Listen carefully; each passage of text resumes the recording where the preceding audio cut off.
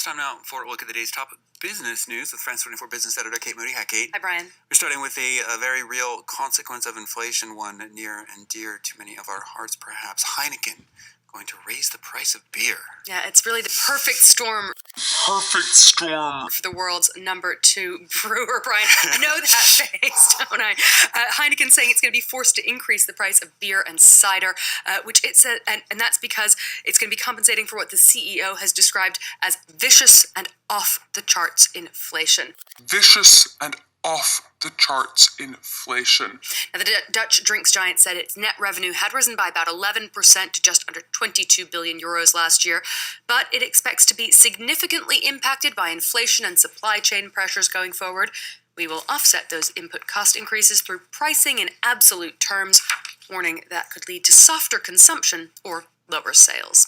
Now, and I heard a voice in the midst of the four beasts say, "A measure of wheat for a penny, and 3 measures of barley for a penny, and see thou hurt not the oil and the wine."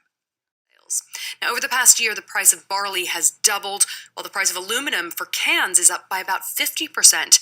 Energy and transport costs have soared, and many key markets have seen a shortage of truck drivers as well.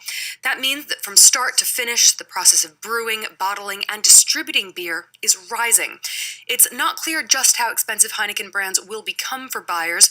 Rival Carlsberg has announced similar plans to raise pint prices, but it is a very concrete example of inflation in action for both businesses and consumers.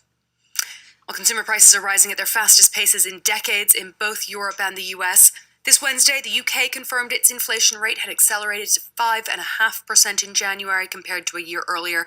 That's the fastest pace in 30 years and nearly triple the central bank's 2% target. That's the fastest pace in 30 years and nearly triple the central bank's 2% target.